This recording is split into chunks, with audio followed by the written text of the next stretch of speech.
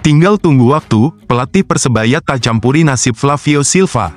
Ketika 7 pemain asing Persebaya sudah bergabung dalam latihan pramusim, satu nama justru masih jadi tanda tanya besar. Flavio Silva belum muncul di lapangan GBT, apa yang sebenarnya terjadi?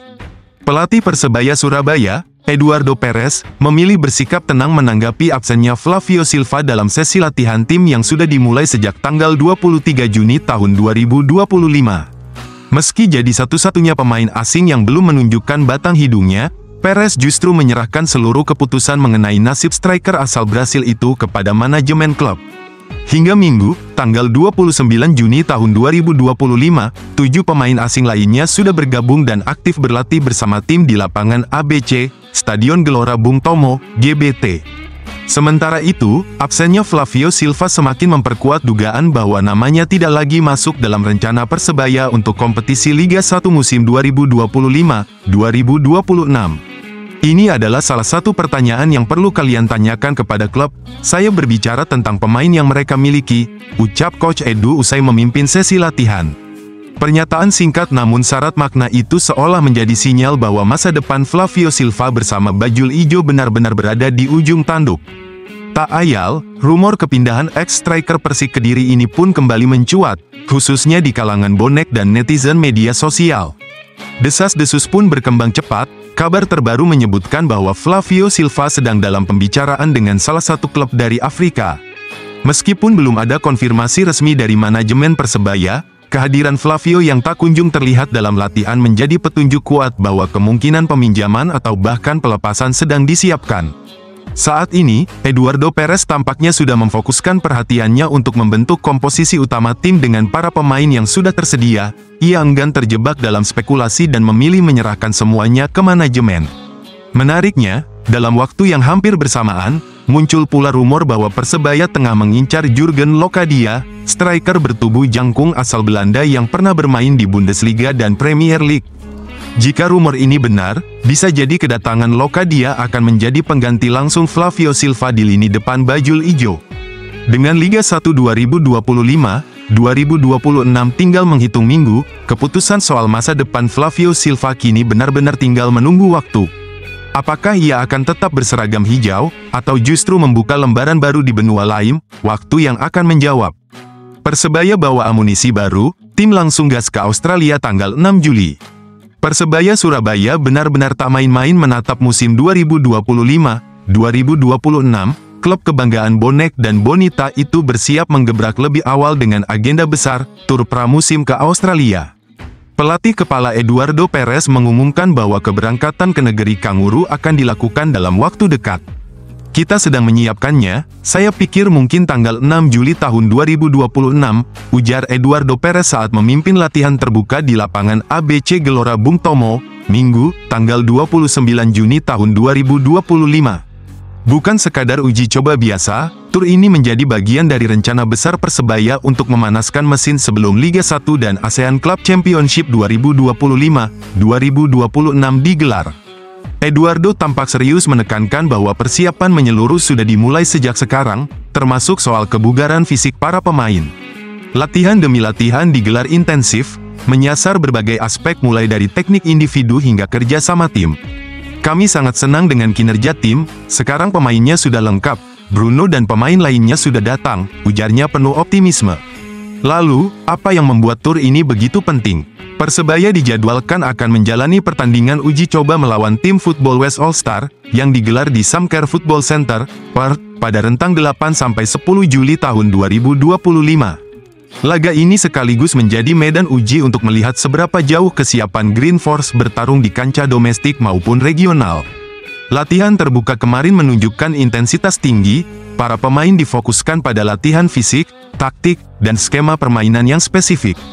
Eduardo menekankan pentingnya keseimbangan antara fisik dan strategi untuk menghadapi padatnya jadwal musim depan.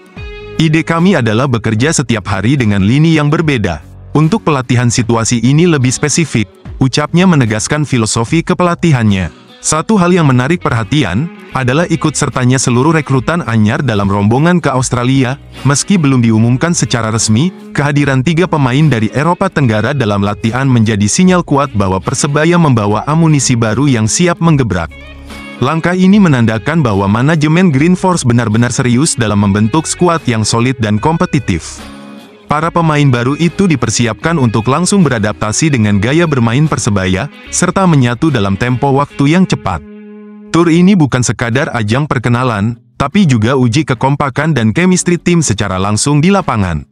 Bagi pemain muda, kesempatan ini adalah momentum emas. Bertarung melawan tim internasional memberikan mereka pengalaman berharga dan panggung untuk unjuk gigi. Tak bisa dimungkiri, laga melawan Football West All-Star akan menjadi tolok ukur sejauh mana Green Force siap bertarung bukan hanya di Liga 1, tapi juga di Asia Tenggara. Tanggal 6 Juli tahun 2026 bukan sekadar tanggal keberangkatan, ini adalah hari dimulainya misi besar Green Force. Alasan personal buat Hansa Muyama tolak kembali ke Persebaya. Persebaya Surabaya sejauh ini telah merekrut 5 pemain baru, 2 diantaranya adalah pemain yang pernah membela Green Force sebelumnya, yaitu Rahmat Irianto dan Koko Ari. Keduanya kembali ke pangkuan Bajul Ijo setelah sempat merantau, memberi sinyal kuat bahwa klub ingin membangun ulang identitasnya dari pemain-pemain loyal. Keberhasilan Persebaya memulangkan 2 mantan penggawanya itu menyulut rumor bahwa pihak manajemen akan memulangkan salah satu mantan pemain lainnya, yaitu Hansamu Iyama, yang saat ini bermain di Persija Jakarta. Nama Hansamu tentu bukan nama sembarangan di kalangan bonek, bek kelahiran Mojokerto itu pernah menjadi tembok tangguh pertahanan Green Force. Namun untuk kasus Hansamu Iyama, Persebaya terpaksa gigit jari, bek berusia 30 tahun itu memilih bertahan di Persija Jakarta untuk musim depan. Persija kembali memanggil, dan Hansamu Iyama menjawab dengan keberanian, 1 musim lagi, berjuang lagi, demi lambang Monas yang tak pernah ia tinggalkan. Macan Kemayoran dan Hansamu melanjutkan rajutan kisah, tulis Persija dalam laman resmi klub. Hansamu Iyama mendapat perpanjangan kontrak semusim lagi karena ia dianggap memiliki kinerja yang memuaskan. Meskipun pada 10 laga awal musim lalu, ia harus menepi akibat cedera panjang, cedera itu membuatnya absen dari lapangan selama 8 bulan. Comeback-nya dimulai saat Persija menjamu Borneo FC pada tanggal 10 Desember tahun 2024, Hansamu kembali merumput dari bangku cadangan pada menit ke-82, menjadi momen yang sangat emosional bagi dirinya dan supporter. Setelah itu, performanya terus menanjak hingga berhasil mencatat 19 penampilan, dengan 6 laga diantaranya ia lakoni penuh selama 90 menit. Hansamu mengucapkan rasa syukur setelah Persija memberinya perpanjangan kontrak. Ia mengakui bahwa dirinya sebenarnya mendapat tawaran dari sejumlah klub, namun tetap memilih bertahan. Alhamdulillah masih diberikan kesempatan untuk membela tim kebanggaan orang Jakarta ini. Sebenarnya musim ini banyak tawaran dari tim lain yang masuk ke saya, tapi saya lebih memprioritaskan Persija daripada yang lain, ucap Hansamu.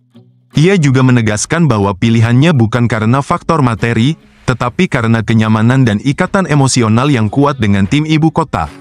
Bagi saya Persija sudah menjadi rumah kedua dan saya merasa nyaman di sini. Terakhir dari saya, it's about loyalty, not royalty, but they don't understand. Persija selamanya, terima kasih banyak, pungkasnya. Keputusan ini tentu menjadi pukulan kecil bagi Persebaya yang sempat berharap bisa memulangkan sang mantan kapten. Namun bagi Hansamu Iyama, pilihan ini bukan hanya tentang karir, tapi juga tentang loyalitas yang tak bisa diganggu-gugat.